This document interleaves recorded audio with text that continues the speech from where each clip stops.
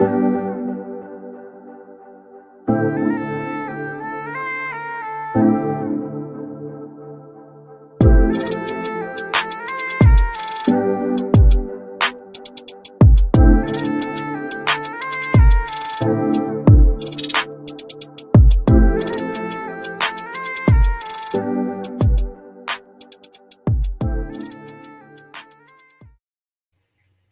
evening. Welcome, everyone. Good evening to hashtag.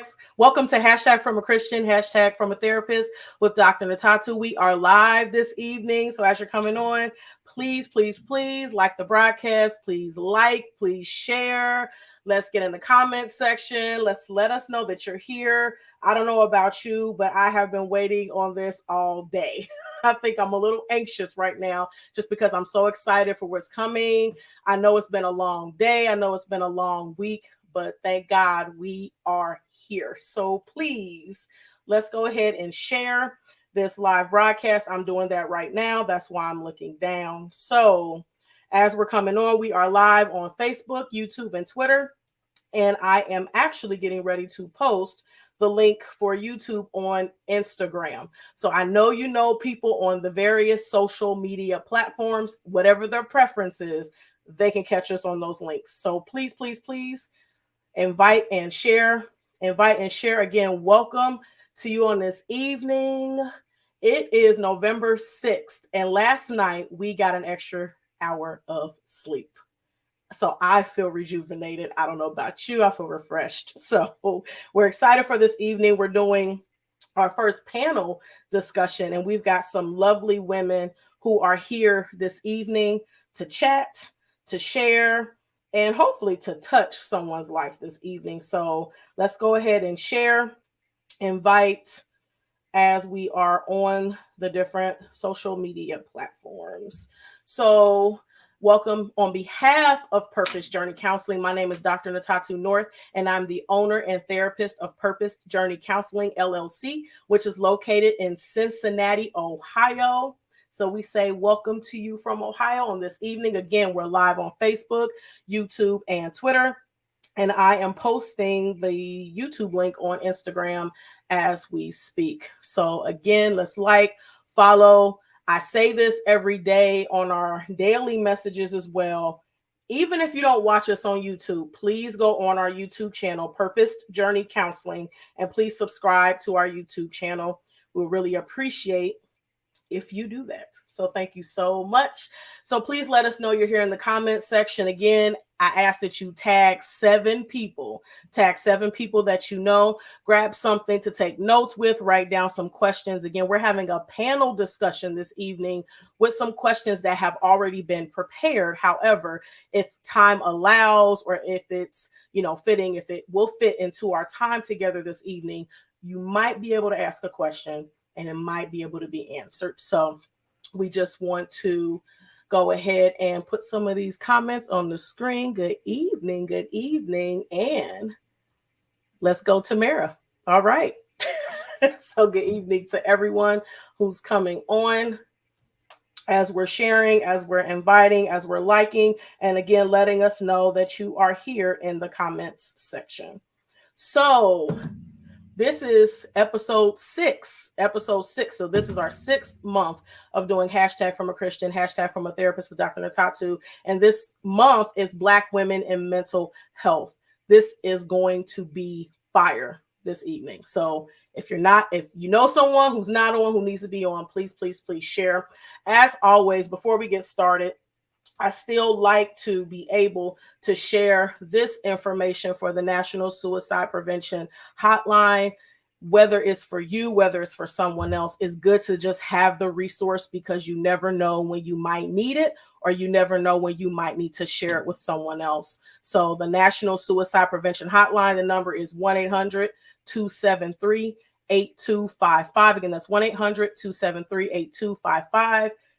Just store it in your phone. Even if you take a picture of it, just have it readily available, because like I said, you never know when it will be needed. So a little bit of background, since we do this monthly, but I know some of you may be new. So again, we say welcome. We definitely say welcome to you this evening. Again, my name is Dr. Ntatu North. That's who I am. What I do is therapy, where, purpose journey counseling, 1000 Jefferson Avenue, when, all the time. Why? Because this is the season for it. And how? However God says. Boom. In like 2 seconds. That's who I am. That's the who, what, where, when, why, and how of Dr. Ntatu North. Okay. So the purpose of the show in general is to shed light on mental health issues, to talk about a variety of different topics that are needed in our communities, to talk about some of those things that we don't talk about, so that we can actually dialogue together. So of course, we're going to be live this evening, but you may have something to add. You may have something to share. You may have questions. So we ask that you please put that information in the comment section. And as we always say, in case anyone is wondering, yes, you can have Jesus and a therapist. Absolutely, you can have both. And actually, I pray that you do have both if you need both. So again, this evening, we have a wonderful panel of Black women who are also professionals. They are all therapists in their own right. They're all doing wonderful things. So no further delay, ladies. I'm about to bring you on, so you know. So I'm going to bring everyone on to join our panel. And good evening, good evening, good evening again, ladies. Thank you so much for joining. I've told you all, but I'm going to say it publicly. I thoroughly appreciate you all taking out time out of your day, out of your evenings, away from your families to be here with us on this evening. I don't take it lightly. So I greatly appreciate each and every one of you. But I want you to now introduce yourselves. So I told you all we would go in alphabetical order according to last name and according to how it was on the flyer. So Tamara, you're up first. So I am Tamara Anderson. I am a mental health therapist. I am the owner of the Road to Endurance Counseling Services. I provide only virtual, meaning I can work with anybody in Ohio, not just Cincinnati. Welcome, Tamara. And next will be Charisma. Sure. Well, good evening, everyone. My name is Charisma Hazel. I'm a licensed professional counselor, national certified counselor, and I'm the founder and owner of Charismatic Care LLC. And I am practicing in Ohio and in Florida. Welcome, Charisma. And next would be Lakita. Hello, my name is Lakita Hoffman, and I am the owner and therapist at Light and Hope Counseling LLC here in Cincinnati, Ohio. Thank you. Welcome, Lakita. Next will be Marquita. Hello, my name is Marquita McDaniel, and I am a licensed professional counselor, and I work at Symmetry Counseling in Reading, Ohio. And thank you. Welcome, Marquita. And last, we will have Miss Keena. Hello, everyone. I am Keena Naylor. I am a licensed clinical counselor, and I am the owner of Gracefully Restored Counseling. I'm also telehealth only, so I can also work with anyone in Ohio. Okay, well, again, welcome, ladies. Thank you so much. I hope you guys got their information that they shared and the names of their practices and the various places that they're working currently. So before we get started on the actual panel, we have to do an icebreaker, just kind of break the jitters and get things going. No, you guys don't know what it is. So, so the icebreaker is, who is your celebrity crush? Michael B. Jordan. Okay. It was super fast. Yes. Yes. I don't know if I have one, y'all. Celebrity crush. I do. It's always been Morris Chestnut. I told my husband. That's a good one. Oh, that is a really good one. I told him. Michael B. Jordan is a good one too, though. Yeah. Yes. That's a good one. I would say, Denzel Washington. Oh, yeah, that's another one. Oh, forgot to put that up there. Boom. Okay. What are the crushes? Idris Elba's one too. I can most definitely. I can see that. I would take that one too. Yeah. That accent, yeah, Yeah. okay, yeah, dibs, yeah. We got some for another fan. Yeah, that's not gonna be doing. That's funny. Oh. Great party. Okay. Well, we just wanted to let's lighten the mood a little bit and have a little fun getting started. So that's our icebreaker so thank you all for indulging in that. So what we do every month is we do have a scripture, and it's just one verse this month, and it's Proverbs 31 and 26, which is definitely appropriate for this evening. She opens her mouth in skillful and godly wisdom, and the teaching of kindness is on her tongue, giving counsel and instruction. So this I know describes each and every woman up here. So this is what we're doing this evening. We're gonna open up our mouths. We got some stuff to say. So we're just gonna just talk, just having a conversation this evening. And again, we invite you all to dialogue with us. So the first question for this evening that we would like everyone to answer, please and thank you. Why did you become a therapist? I'll start. I'm not going to answer all the questions. I talk all the time, but I will say I'll start. I'll go ahead and start. I became a therapist at first because I wanted to understand like how the human mind worked and why we do the things that we do. That's initially what my reasoning was. But then as I started working with people, working with different clients, different families, all that kind of stuff, and different environments, it really just became to be someone who can be that support for that person and helping them to reach whatever goals they have, but also helping them to see what's already inside of them that maybe they haven't tapped into, that they can still utilize and that can come out, and helping them bring that part of them out to become a better person. So that's my reason. So anyone is free to go next. I became a therapist. I didn't know I was going to become a therapist because I'm shy, but God told me to do it. I was working after undergrad. I was working for school age, and I really enjoyed the youth. And I was feeling lost and like, okay, God, I don't want to stay in school age working at a daycare forever. But then I had people telling me you should become a therapist, and I'm like, no, I don't want to talk to strangers. But I've always been that person who wants to uplift people and guide people and just give what I needed growing up. I struggled with self-esteem issues. No one knew. I kept it to myself. So just being able to be that person where you're able to be vulnerable and guide you. So God told me to do it, and I'm not scared anymore. I've been in it for a couple of years now, but yeah, I enjoy it. That's so good because when God tells you to do something, you're gonna do it. I'm gonna do it. Even if you say I don't want to, you still gonna do it. Well, my story is similar to yours, Tamara.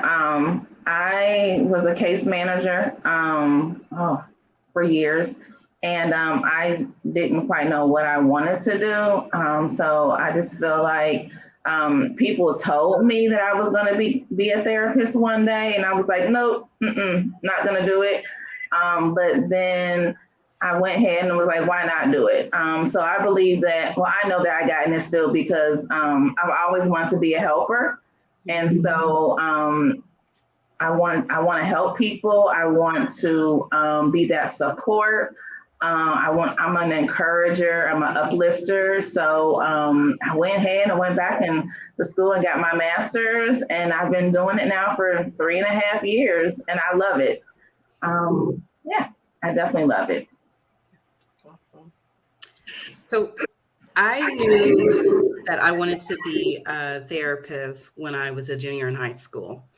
My brother died by suicide, and it was a really dark time in my life. And it was also a time where a lot of people, understandably so, really loved on my mom and ignored me and my sister.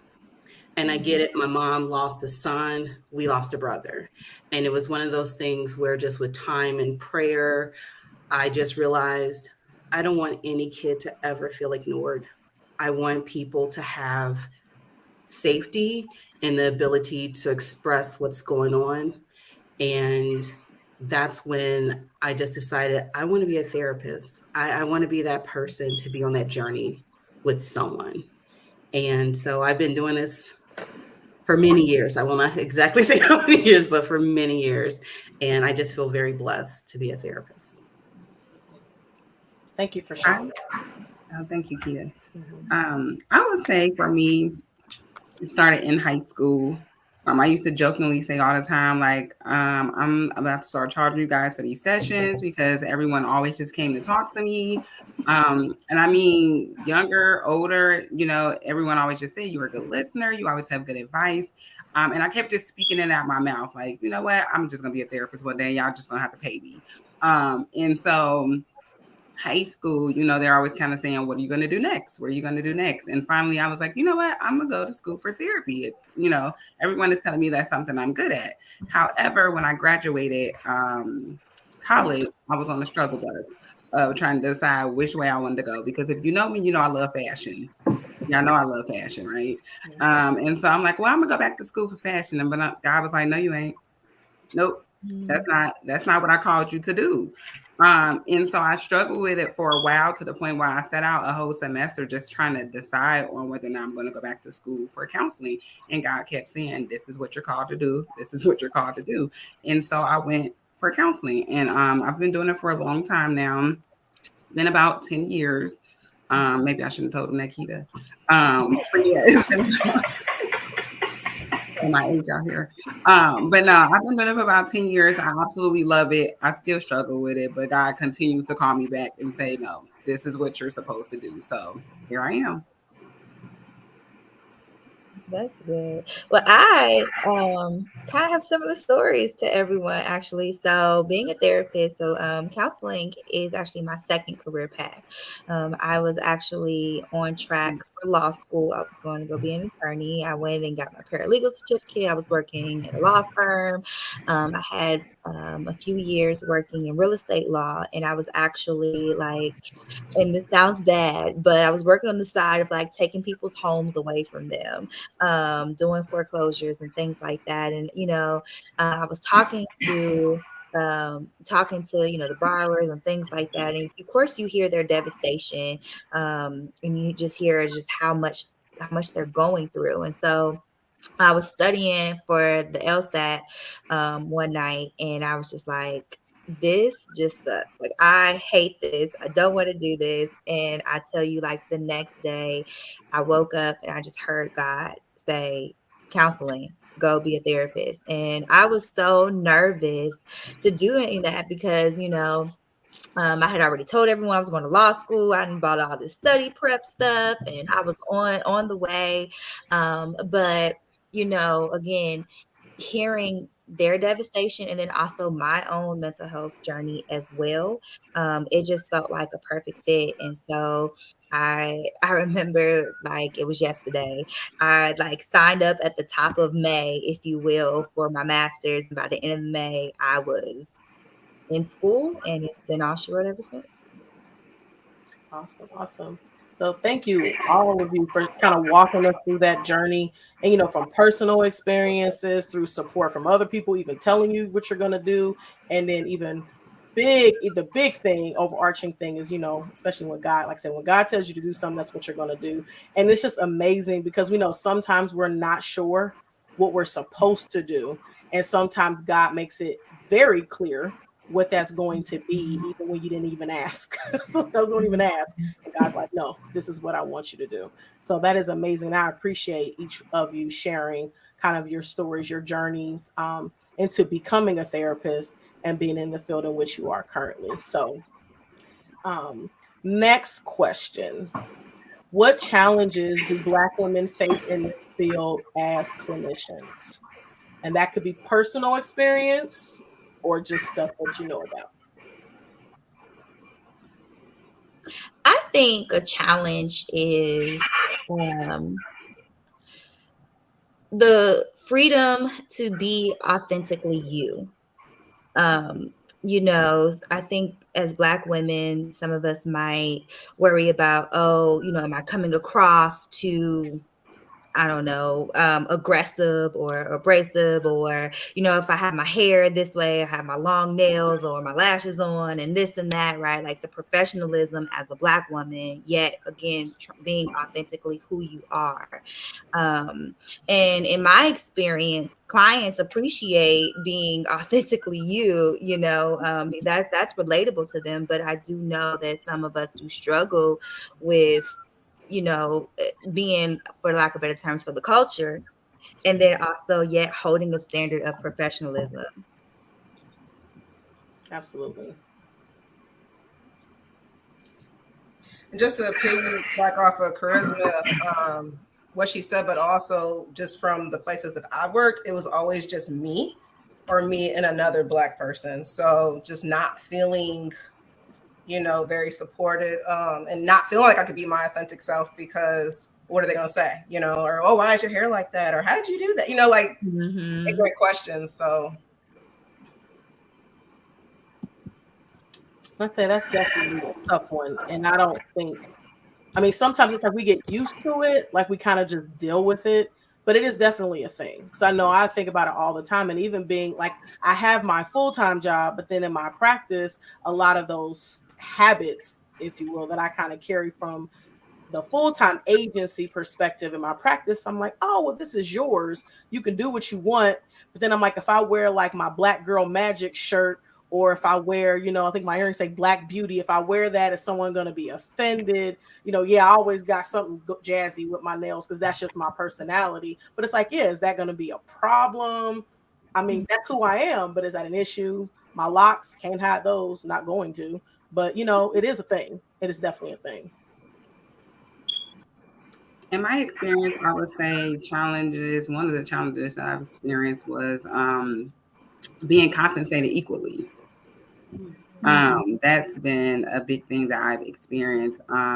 They love who you are, right? They love what you bring to the table, but not necessarily want to pay you, what you're worth. And I think that's a huge challenge, just overall for Black women.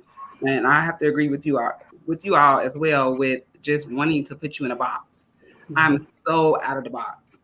I'm so out of the box. And I'm not afraid to be out of the box, but people like to put you in a box. And, for me, it just doesn't work for me. I don't know about you all, but it does not work for me to be in the box. I'm going to wear my earrings. I'm going to wear my hair the way I want to, whatever color I want. I don't go too far out the box on that. But, I don't feel like I have to stay in this box for anyone. So. But is that, even if we say we're not going to stay in the box, we do it. Is it easy? I don't know about anyone else. For me, I don't mind being the person that, people are looking at twice. That's fine. As long as I feel good about what I'm doing day to day and who I am and how I'm walking into that building, I'm okay with that. Whoever else, I can't be responsible for other people, how they feel, what they think about who I am as a therapist or as a Black woman. So for me, it's easy. I wake up every day being Keena. Okay. I agree. It's easy for me to be out the box. I remember I worked at a mental health agency and I wore a shirt. It says Black Queen. Actually, I have it on now. Then I wore another shirt that it said God created me. And I remember the looks when I was, walking down the hallway. And I was like, man, what are people going to say? What are they going to think? And then I was like, you know what? I don't care. I'm wearing my shirt. I'm going to be me. And I found this that day, the clients that came in, they were like, I like your shirt, so I'm like, I'm just going to be me. So I'm with you, Keena. I'm that out of the box person too. I think for me, it was really in my undergrad,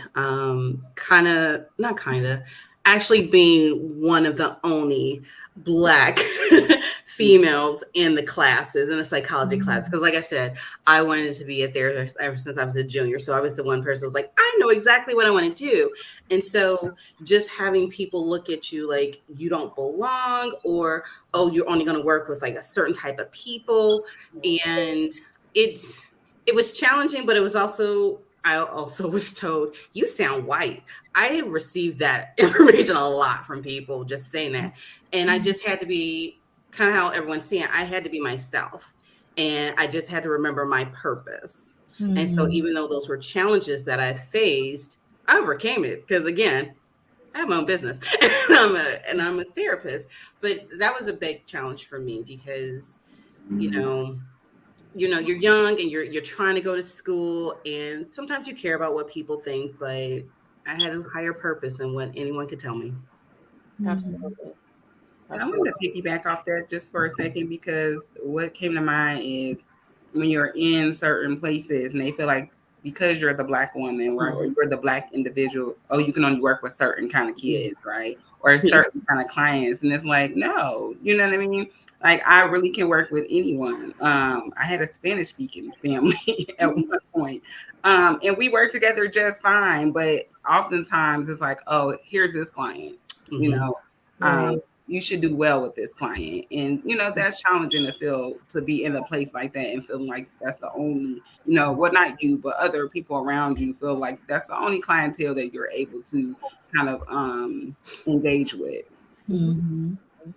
It's kind of like that preconceived notion or an assumption that this is who you are, this is who you're going to be, as if, and not even giving sometimes us the opportunity to just come in there and just see what we're capable of doing before, again, you try to put us in this box or define us in some way that could be incorrect. Mm-hmm. Or like you're the expert on everything Black. Right. Right. Like, ma'am, I am not. I am glad you see me that way, but no, I'm not. Right. And then kind of going back to something Charisma was talking about in terms of even like how you say stuff, like I find in certain settings, sometimes, and it's hard to say, but sometimes it's like we have, or maybe I find myself having to word things a certain way. So I'm not perceived as being the angry Black woman in the room just because I don't agree with something that you're saying. Right. Doesn't mean I'm angry. And it doesn't have anything to do with my skin color. It may be because what you said didn't make sense, or I want to ask a question or something like that. But I find that as being another challenge as well. It's hard, not so much in the practice setting, but I have found that in other settings, it is extremely difficult sometimes. So just sometimes having to really, really choose my words more carefully than I would normally do, like not just speaking freely. And that's hard. It's tough. Yeah. And it shouldn't have to be that way, but sometimes it is. It definitely is that way sometimes. So, the token, that, So, kind of going into that, I'm gonna switch this order up since we're talking about not being put in a box, and just being who we are, being authentically us. I love the term Black girl magic, but what does Black girl magic mean to you? Breaking barriers.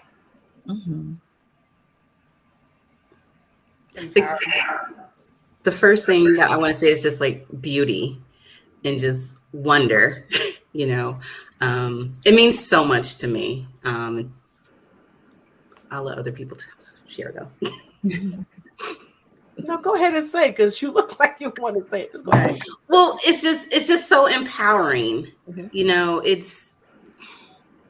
It just speaks to me at my core, and it's something that I wear and hopefully live with pride.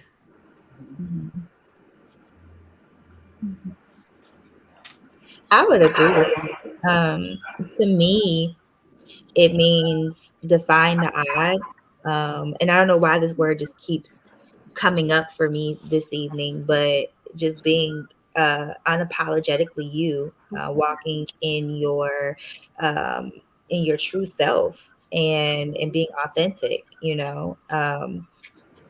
I think that there's a lot of stigmas and things like that that's placed against Black women. And so it's so empowering, even like in this setting, it's so empowering to be around other Black women that have like their own practices, right? That's like soaring and doing things. And so just to be able to be surrounded by that means a lot. So I agree. Black girl magic means to me being authentic, being yourself, empowering each other, supporting each other. And I believe it's a movement. Just us just coming together and uplifting each other. We get a lot of sometimes, Black women, just women in general, tearing each other down. And so, like, Black magic, to me, it's just us just coming together and supporting each other. Yes. Well, I did say empowerment, but sisterhood, and just like they all said, like uplifting each other, supporting each other, being yourself, not caring about what anybody else thinks or says. Absolutely. When I think Black girl magic, I think like doing the impossible. For so long, they told us that we couldn't do so many things, right? And when I'm sitting here on this panel looking at all of these women doing everything that they told us we couldn't do, right? Like they said, the sisterhood, like just the love, the encouragement, like it's so empowering. Just hearing Black girl magic just give me chills a little bit, because it really just means so much. And every day I'm just striving to be better, right? And all of that is just so meaningful to me. Absolutely. When I hear Black girl magic, I think of uniquely purposed. Everyone is unique. I think of like from my great great grandmother all the way down to my daughters. Each generation, like all of us have things planted in us that are unique to us, and we all have purpose. And that makes us who we are in at our core, like who we are internally. And it's just so awesome because even like if some of you have shared, the people that we thought we were going to be, or the women who we thought we were going to be, the things we thought we were going to be doing, it's not necessarily what we're doing right now. We're doing, I'm sure some of you didn't even think you're going to start a practice. Like I used to say it, but when I heard how hard it was, I'm like, I'm not doing all that. Exactly. It was a hard no for me. There's no way. But God. Yes. Yeah. God.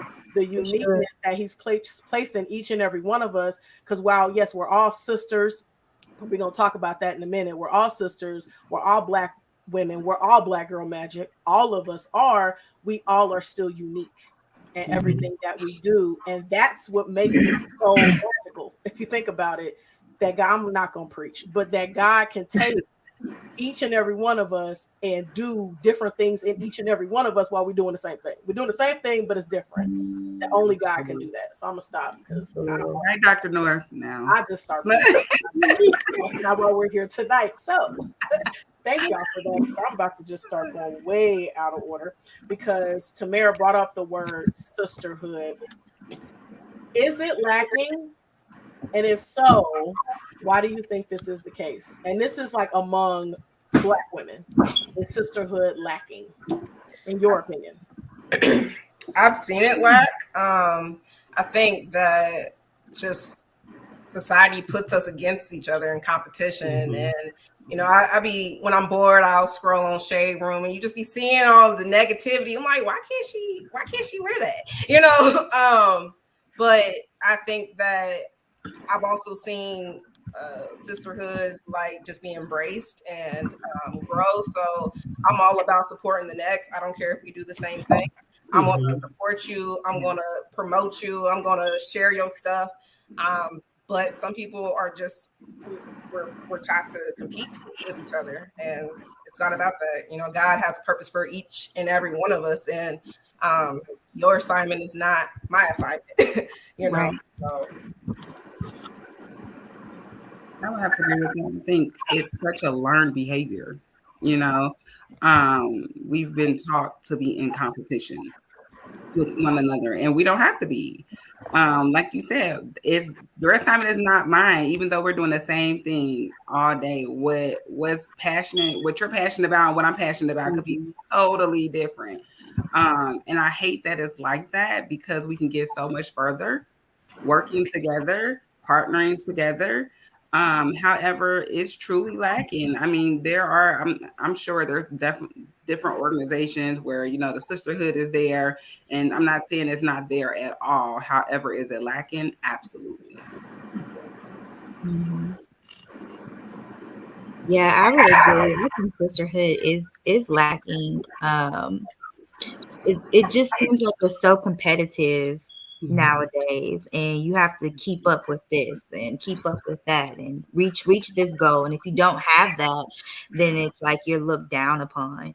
And so, it is something that I think is a continual work. For me personally, though, I had to sit and I had to pray and ask God to send me sisters, send me people who can uplift me, send me a support circle. And, to God be the glory, he has done that. And so I had to be open, and I had to say, oh, okay, these people, like, these women aren't here to judge me. They're not here to see what all I have going on and then try to one up me or whatever kind of connotation I might have had with that. And it's been great. So personally, for me, it's not lacking, but as a whole, I think it is. Yeah. I would agree. I think for me, I think I've always tried to be very open and welcome and accepting. And so for me, it hasn't been lacking. But I agree. It is something that is not universal. And I really wish it was. But for me, I try to model and be the type of person that not only someone who can just build someone up, but also receive support. Because I think sometimes, like I said, the message I received as a kid is that I have to be strong. I have to be strong. And when you hear you have to be strong over and over and over again, you do feel like, well, if I'm strong, it's an individual thing. I can't have other people because then I'm not strong. So I think I just had to always I think I'm the type of person to just pivot and just like, I want to be around people because I can't learn in isolation. And so I look at all of you, and to me, you are my sisters, and I know two of you I don't really know that well yet. and I'm very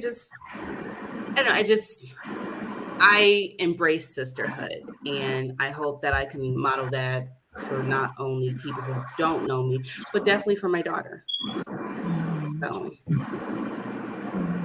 absolutely. And it's like when you think about all the gifts, one gift is great, but 6 gifts is awesome. So, it doesn't mean that one gift isn't special, because each of us are special in our own rights. But all 6 of us together, like even this conversation right now is so much more rich because it's 6 of us talking about these things, not just one.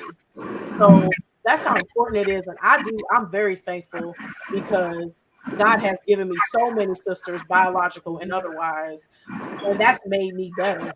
I'm a very independent introvert, very introverted, maybe not as much as I used to be, but I'm very introverted, and I like my introversion. It makes me very comfortable. But when I can get out of my comfort zone and talk to people, it's amazing. I've grown so much from talking to other people and learning from other people. So it's definitely needed. So yes, I agree. While as individually, sometimes we have that, but collectively, we need more of it. This kind of goes in, if someone has someone else they wanted to add to that question. I know we touched on this a little bit, but I know this was another question. Why do Black women struggle to support each other, particularly when we do the same thing? I'm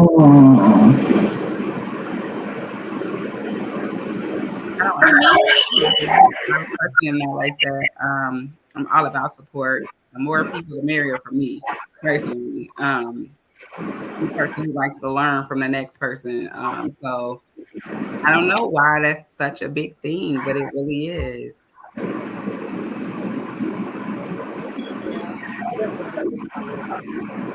Well, when I see that question, the first word that comes to my mind is intimidation. I think that depending upon maybe how confident you are in your ability, maybe seeing someone doing the same thing as might in some way, shape, or form scare you, or speak to maybe an area that you're not confident in. And I say that from a place of experience. Like, it took me a while to um, be able to say, like, oh, okay, yes, I have my own practice, I have my own business in front of other black owned businesses. Um, Simply because I wasn't confident, and I was like trying to hide it, and I was timid, if you will. And so until I got more confident in that and confident in me and in my gift. And like how you said, everyone is unique. Everyone has their own strength and their own kind of characteristic to bring to the table. And it wasn't until I figured out what that was for me that I felt confident enough to stand in some of the arenas. So maybe that's true to someone else in some way, shape, or And I think that's a challenge. That personal confidence in our own abilities. I know somebody has said that earlier, like sisterhood being lacking with individuals who aren't confident.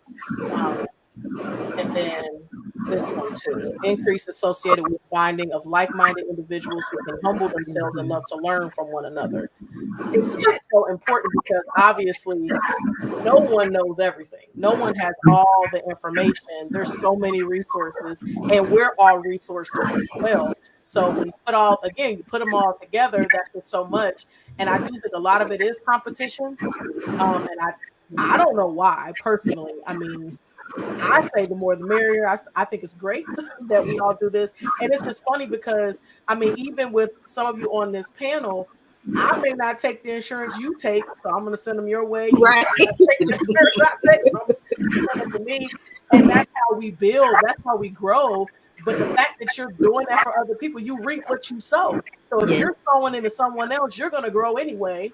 Your business is going to grow. Your practice is going to grow because you're sowing into someone else. So I wanted to share.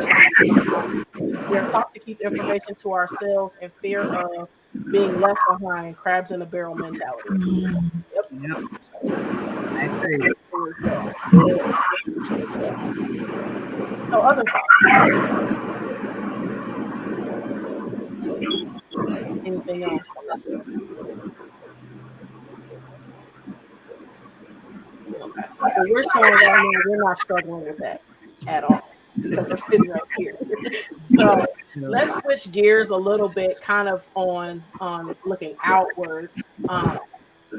What are some of the biggest challenges Black women face in terms of our mental health? So how we're dealing with our mental health or not dealing with our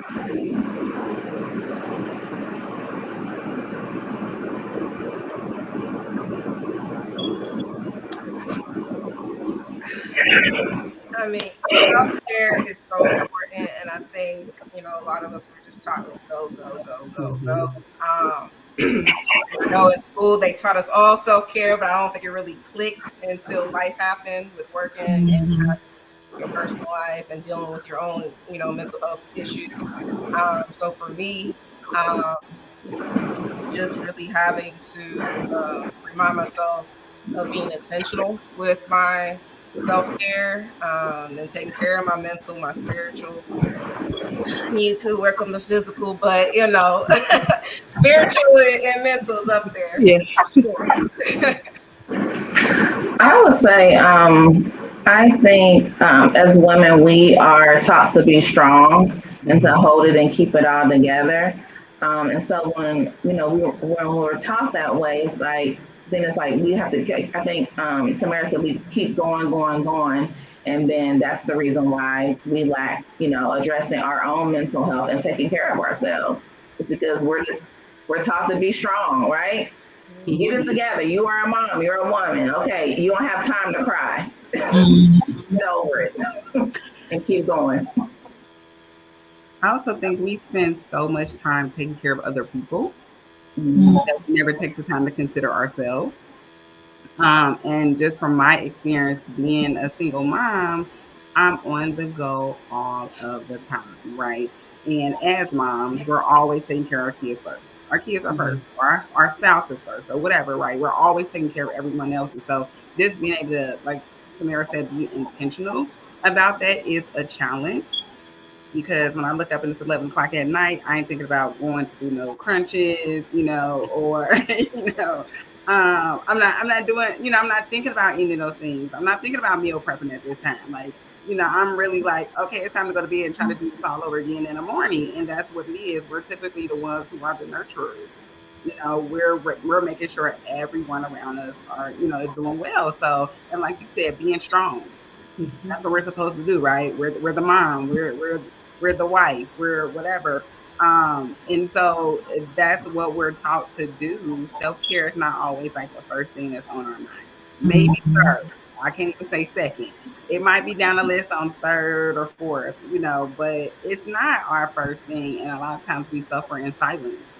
Not even realize what we're going through because we're always on the go, because we're not taking the time out for ourselves. And I think that's just one of the biggest challenges that we have. When I hear you guys talk about that, I just hear the word balance, like lack thereof. A lot of us, we don't have good balanced lives because yes, we're supposed to be this and we're supposed to be that, and we have to prioritize over here. And a lot of times we pour so much into being moms or being a wife or being a caregiver or even in our professions. We pour so much into that we don't pour anything in ourselves. We're spending so much time, doing those things for other people that we sometimes we self-care might be third, it might not even be on the list at all. Because I'll admit, a lot of the time, probably 99.9% of the time, it's not on my list at all. And that's a problem. Not until our body breaks down. Then it's like, okay, maybe I do need to go to this doctor. Maybe I do need to go work out and take care of myself. But it takes us kind of hitting the bottom sometimes before we realize that we're not taking care of ourselves. So. I think that's why that extra hour of sleep was like a big deal for me. Absolutely. Like I didn't get it, but it was huge. Right. I didn't notice it, but it's okay. Not with that 1-year-old. No. Oh, yeah, that's different. Sorry.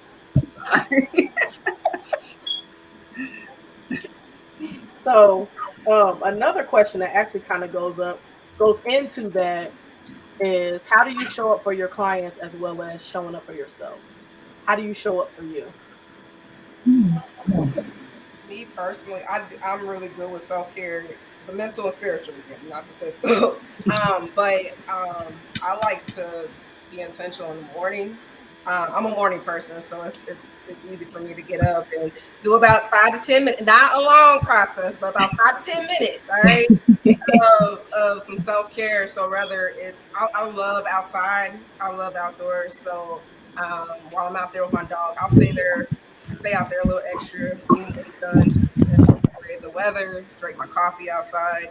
I pray before I get out of bed. And so that's just me setting the tone for the day and asking God to guide me through my sessions, to speak through me. I mean, as therapists, we're taking on all other people's issues while having our own. And so I need to be able to have space for my clients, but also have that space for myself. So I'm able to be present for them, but I can't forget about myself. And so that's why I am definitely very intentional in the morning. And then in the evening, I was, again, I don't know what I'm doing when it hits winter. I ain't gonna be able to be outside. I gotta find something else. But as of right now, in the evening, I'll just go outside and sit out there 10 minutes, 10, 15 minutes, and just like, thank God, just enjoy watching the sunset, listen to the birds chirp, watch squirrels,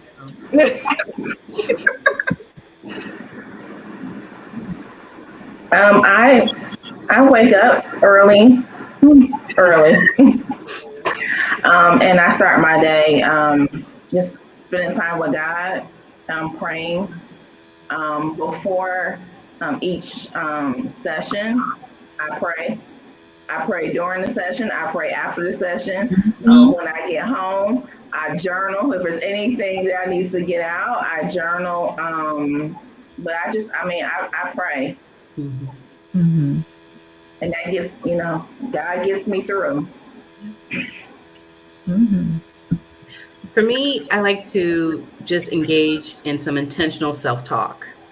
And I guess it's like me just prepping myself for the day by saying some good things to myself. But it really is myself just saying, I love what I do.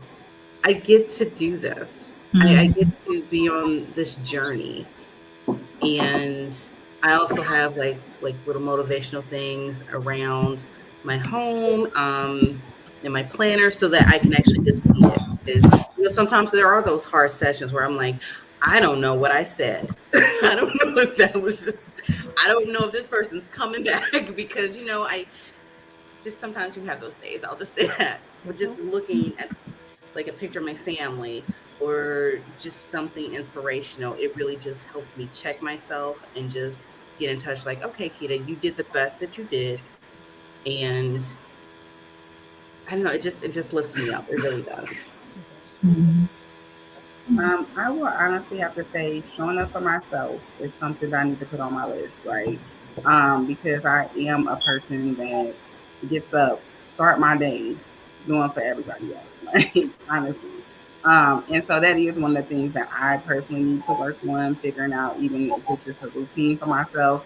Now I am the type that would get on a plane in a heartbeat if I need to. Yeah, I know I'll do that all day long. I'm gonna show up like that at some point of the year. It might not be daily, but sometimes it's quarterly. I show up for myself. I'll just have to say that plain. But other than that, I show up by just trying to at least be present for my clients. Um, Whatever is going on in my day, it stops when I start my sessions with them because I want to make sure that I'm present and I'm focused and I'm really, doing the best that I can to guide them through whatever it is that they're going through. And so I try to make sure I separate the two. But I'm gonna keep working on myself though, y'all. It's a process. It's a process. And sometimes we do well, and sometimes not so well. Right. But when y'all see me on that plane, y'all know what time it is. It's my time. It's needed. I know, like I struggle with showing up for myself. But one, I'm learning. I'm getting better, and I actually started taking time off. That's a start. That's a big thing for me. Yes, it is. I will work holidays. I will work Labor Days, 4th of July. I'll be at work Christmas Eve. I will work all those days because I'm like, well, they need me. What are my clients going to do if I'm not in session? What if, this is our normal day that we would typically meet? What are they going to do? They would do something else. And I had to learn that that's okay, because if I don't take time for me, I'm not going to be able to give them any time. Prayer definitely is like priority. I find myself praying in between sessions all the time, especially when I'm running on fumes, which is every day. All the time. Yeah. I'm like, God, I'll just say, Lord, help me, because I know that I want this time to matter for them. So I need you to speak, because I don't even got it. But God always does it. He always does, because he does honor us for our faithfulness, especially when we're not feeling it that day and we show up anyway. He does definitely honor us for that. But it's a struggle. It is a struggle to show up for you. We show up for everybody else, but that's a struggle for ourselves sometimes. Any other thoughts on that question? So we're working on it. We're working on it. Yeah, the mental and the spiritual, Tamara, I agree. Great there. Great. Awesome. But that physical, We ain't gonna talk about that today. We're not Yeah. going there. No. No, Yeah. We ain't gonna no. let that Pass. go. I'm Different trying to drink episode. my water. Like, Right. I got what Drinking I my got water and water. minding my business. I do water. that.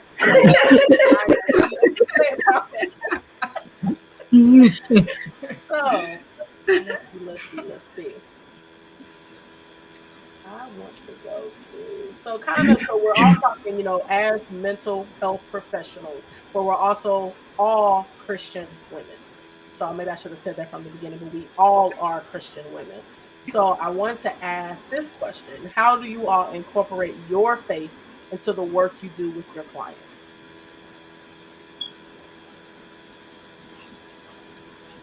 Well, for me, I'm always praying. I pray before session, during session, like someone else said, during session, I'm like, all right, God, I don't know what you want me to say here. Please speak through me. And I'm praying after session, as well.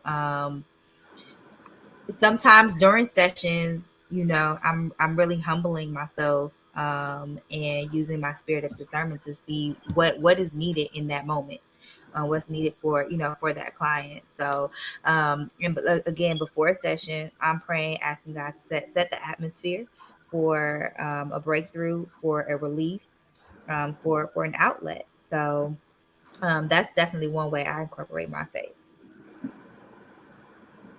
I definitely, like I said, pray. I wear my shirts. I got my cross. Not everybody believes in God, and I can't push it on you. But if you believe in Him and you're ready to talk about some faith, I'm gonna do it. And God, He'll speak through me, and I'll let clients know, like, God's telling me, and they appreciate that. And they're like, "Oh my gosh, Tamara, that's confirmation!" Like, and I'll be like extra hype, like, "Okay, God, like, what else?" Yeah, So, you did that. I love it. And I just thank God for pushing me to be able to do this, because the difference of working for somebody in the community agency and then doing your own private practice, I'm able to do it how I want to do it, and I'm going to Jesus, Jesus, Jesus. I would definitely say I pray, because there are so many times you're in session, you like, I don't have nothing for that, or I don't even know what to say to that. Sometimes you can't even get it out. Just praying that you can, deliver the message that He needs you to give. But also, I just wake up every day to hope that my clients can see the God in me. Yes.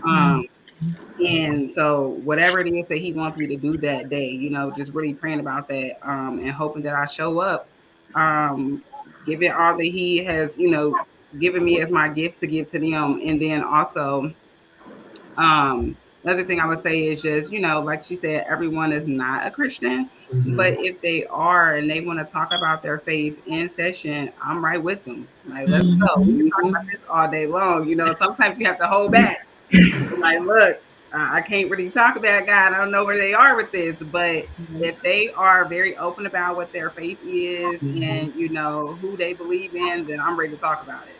I'm going to incorporate Him in every time we talk. I'm going to kind of incorporate Him in our sessions and kind of deliver the message with Him in it as well. That's interesting that you said. It's just like the way I think about it is, whether they acknowledge God, they want to talk about God or not, my prayer is always that they see God in me too. Yeah. And they may not know it. And I mean, I have some clients who flat out say, they don't believe in God, but I'm still praying for them. Yes. So I will pray for each and every one of my clients. And I do it all the time, because it's, I feel like not my role is not just, it's to be present with you in that room, but it's to intercede for you when you're not there. Even if you don't know God, you don't have to know God. I do. So I'm praying for you, even when you walk out of that office and you just told me whatever you said.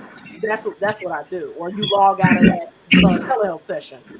That's what I'm doing. So that's my prayer, is that our client or my clients do see God, even though they may not know. They may not know. They may not have a clue of what they're seeing or what they're experiencing.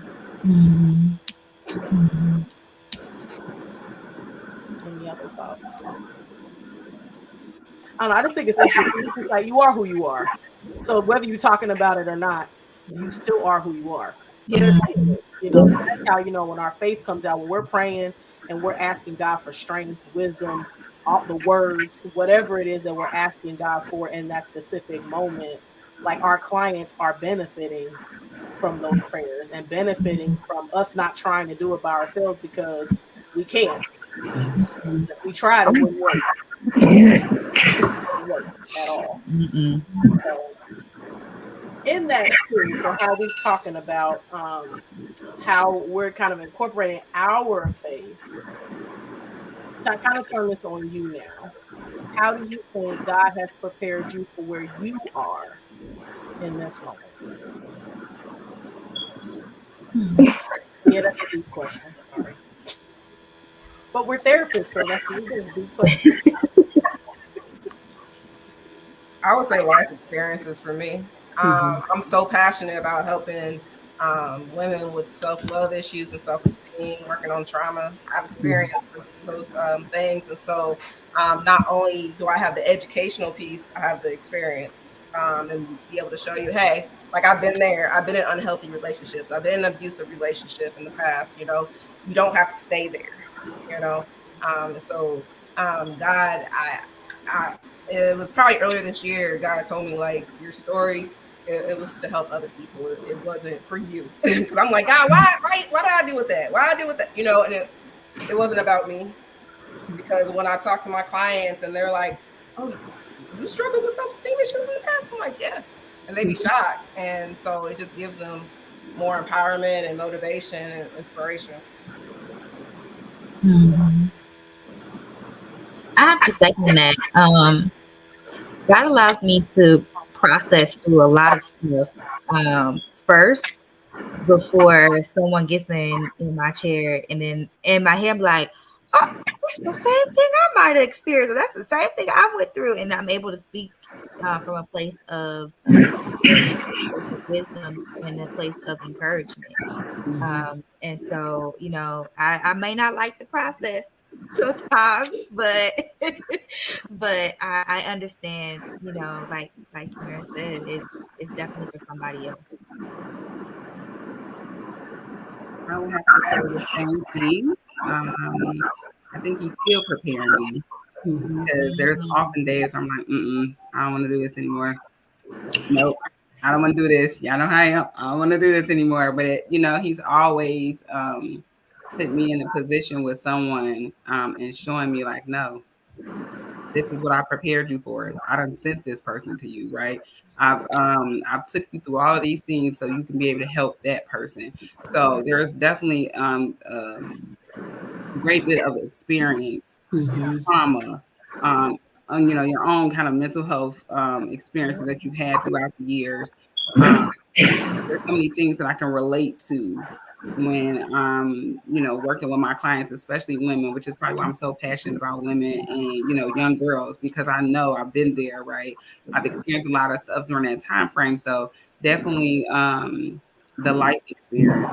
Now, sometimes I'd be like, hold on, God, did I have to go through that? You know, wait a minute, did it have to be me on that? You know, but after going through it and being able to help another woman who has some of those same struggles, it's like, okay, boom, I understand, right? And so definitely that, you know, education piece and life experience is, I feel like, how he has prepared me for this journey that not only, you know, to help someone else, but also for me to continue to walk along myself and learn myself. So. I agree too. Working with adolescents, adolescent girls, this like my life experiences have, I feel like they've definitely prepared me for where I am now, and I truly believe that God is still working in me and getting me ready for my next. I don't know what that next is, but he's definitely preparing me for what the next one, where he is taking me. He's definitely prepared me by just the people that he's brought into my life to help love on me, encourage me, and support me. I definitely would not be here, obviously, without him, but without the people that he's blessed me with. Because I've wanted to do this, like I said, since I was a junior. Private practice was different though. that was a different door that I opened. And I don't think I would have opened that door definitely without just support of at least two of the women on here with us tonight, Dr. Ntatu and Kina. And so I just feel very blessed, and he just keeps preparing me, because every challenge that I've experienced, I would call it a barrier. He shows me, no, it's not, Kita. You can do it. So I'm just incredibly thankful, and I just can't wait for what's next, honestly. It's just God is so intentional. Like everything that happens is for a reason. Yeah. And sometimes I know personally I have to remind myself of that, because I can honestly say, especially in these last few years, I have not understood a lot of what was going on, why it was going on that way, how it was going on. I'm asking God, like, all right, like kind of like, do I have to go through this? Is this really required to get here? Do I have to, like, does it have to be this way? And God always just keeps telling me, I know what's best for you. You don't. Like, you just have to trust me in this thing, and trust and know that where I'm taking you, even the things that we plan, is bigger. Like, God has so much more. And that's why it amazes me just to see, because like I've worked with each and every one of you, and either I do now or I have in the past. And the stuff that we're doing right now, even a year ago, 2 years ago, 3 years ago, whenever, like it's more. Like, God has been doing so much. So I totally agree. God is constantly working on us, which is the great thing, because God doesn't just lead us to now and say, okay, now you figure out the rest. No, like, he's been guiding us this whole time, and he's going to keep guiding us on the rest of our journeys. And that's like the peace in it, at least. I'm not saying it feels comfortable, because sometimes it doesn't all the time, but just knowing that God's really got us, and that's not a cliche. That's not just something that we've heard. I pray it's something that we believe, because if God has really been through us through all the stuff that we've been through up until now, why would he leave us now? That's not even who God is. Like, that's not the God that we serve. There was a question that I wanted to put on the screen. So we have a little bit of time. We have like one more question we're going to do.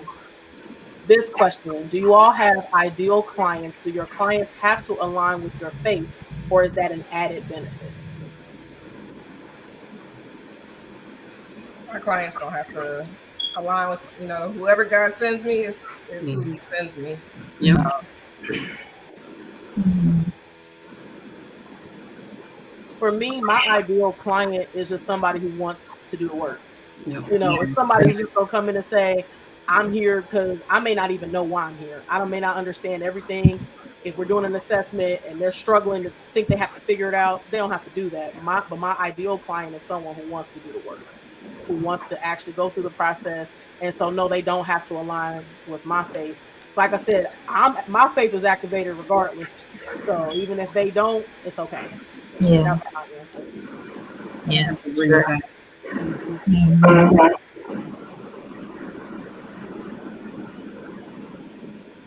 So Kina, just for your last, I'll put that up there.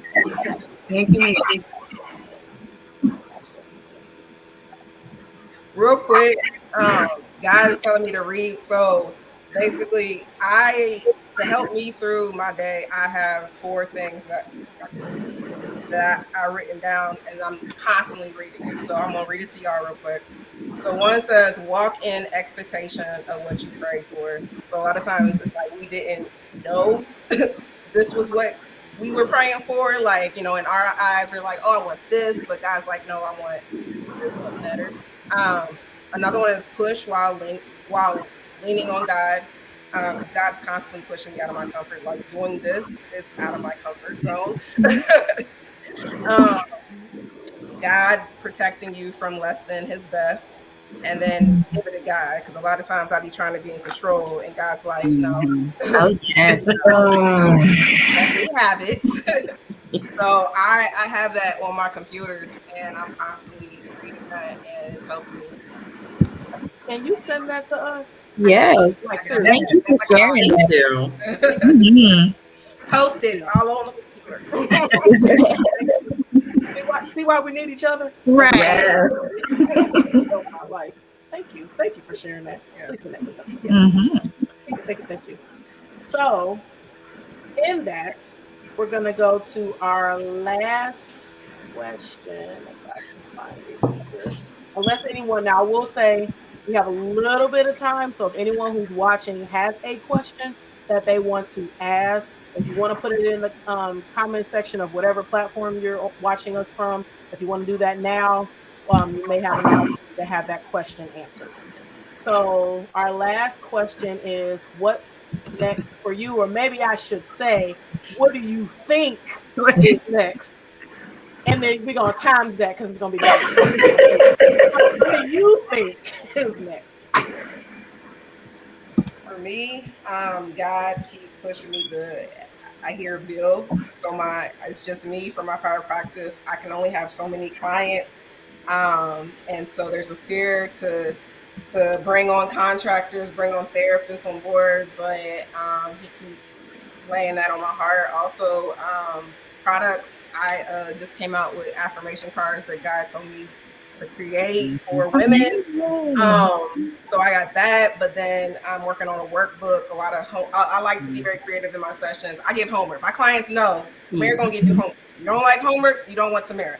Exactly. gotta put that work in outside of therapy. But I've been building a workbook based off of homework that I've given clients, and that has been beneficial for them. So, but then also just community. I see workshops with other therapists, Black therapists, and just reaching more and more people. So that's what he keeps putting in my heart. Awesome. I would definitely like to go from part-time to full-time. I am putting it out there. Um, I would like to grow as well. I would also like to, and in addition to working with clients, I want to build into clinicians. I want to give back in that way, as much as I can. Um, and ideally, even though I'm really an introvert, I want to do trainings. I said it. I know it's just I don't. Ah. This is really raw right now. I really want to do trainings. I just think it's a great way of not only giving back, but to show what I know. Yeah. I think sometimes I really just struggle. I'm like, I don't know what I'm doing. And I feel like I don't have confidence, but I got it. Black girl magic, right? So, and then whatever else God has in store for me, but those are just the things that I'm going to put out there right now. Well, I just started something new. I left a community mental health agency, and I was doing therapy there. So I switched over and I'm a supervisor now. So that is the new for me. Definitely all God. So I'm doing it. I'm in this role right now. What I would like to do is start doing workshops. I love working with adolescent females, but I'm also passionate about working with adolescent males. I feel that they are underserved, so I want to start doing groups. Eventually, I want to develop a curriculum and to work on self-esteem. So that is my passion, what I want to do. So I will say that will be my next. For me, I definitely want to build my practice up a little more. However, God has called me to the community. I am very passionate about just self esteem, self worth, encouraging and building up women and young girls. So, workshops are coming in January, as well as nonprofit is on the way.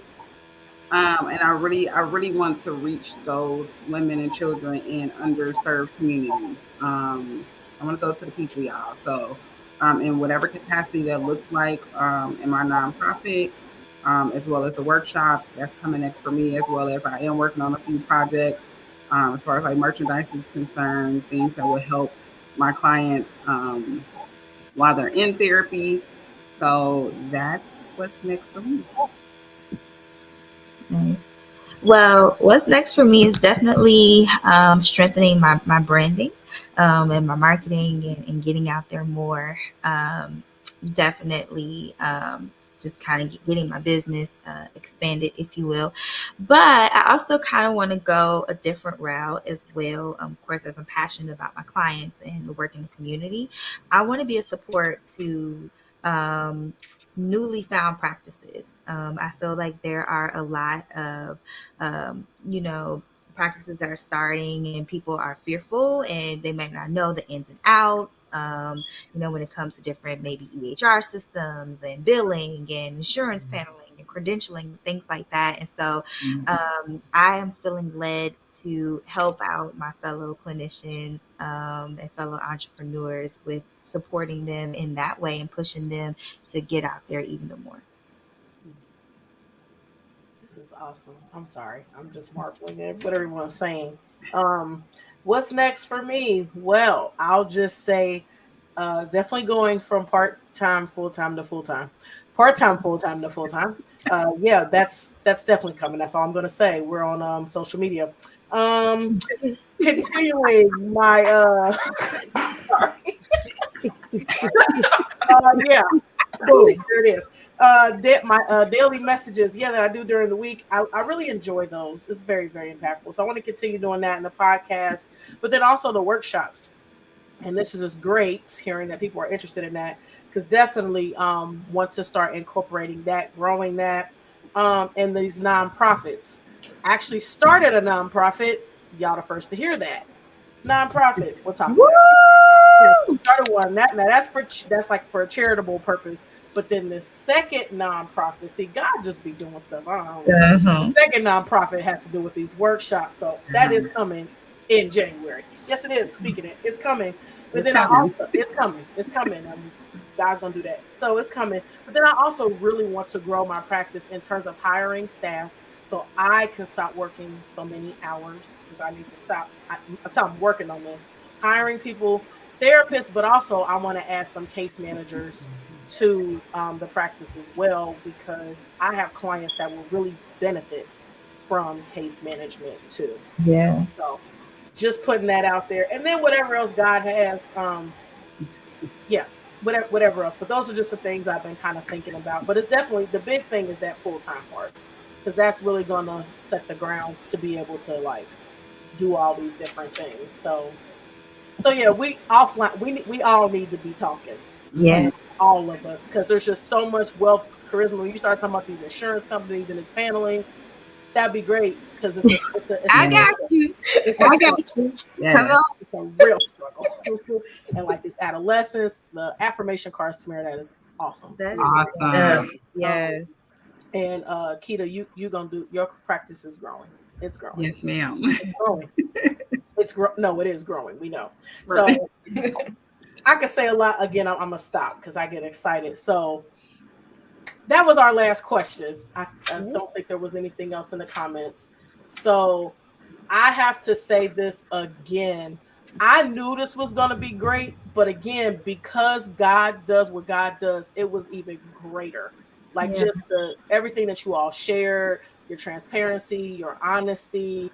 It's just great. It's really empowering too. And as we get ready to start a new week, like Yeah. just hearing these words this evening, I know this blessed me. It really truly blessed me to be able to hear from all of you what you're doing, what we're planning on doing next, and how we can continue to maintain these relationships even offline and outside of all of this. And then for those of you who have been watching, I pray the same for you. I pray that it's been empowering, just informational, helpful in various different capacities. But again, I want to thank you all. Thank y'all so much. Like I really, really appreciate it. We're just doing stuff, and I know that it's all for a purpose, all in the season, and I'm just thankful to God for each and every one of you. For each and every one of you. So please stay on. We're about to wrap up. So our next episode of Hashtag from a Christian, Hashtag from a Therapist with Dr. Ntatu, episode 7, will be on Sunday, December 4th, 2022. Will be the last one of the year at 7 p.m. Eastern Standard Time. So join us. I'm not telling you what it is because I don't know. I don't know. We're going to wait. We're going to see what God has. It'll be probably something about the holidays, but we don't know yet because God ain't told me yet. So that's when the next episode is going to air. So I do want to thank you all for joining us. And here goes some more comments. So I want to just put those up there.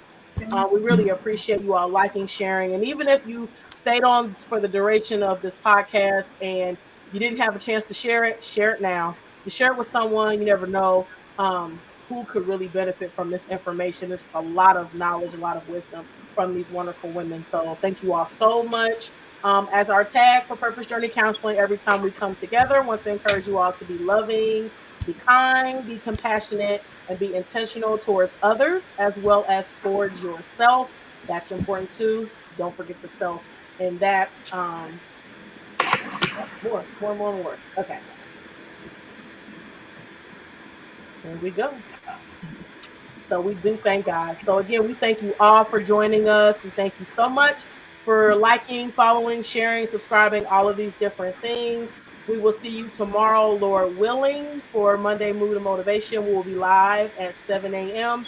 Eastern Standard Time for our Monday Mood and Motivation. Again, thank you so much. Have a great evening and blessings and love. Bye, everyone.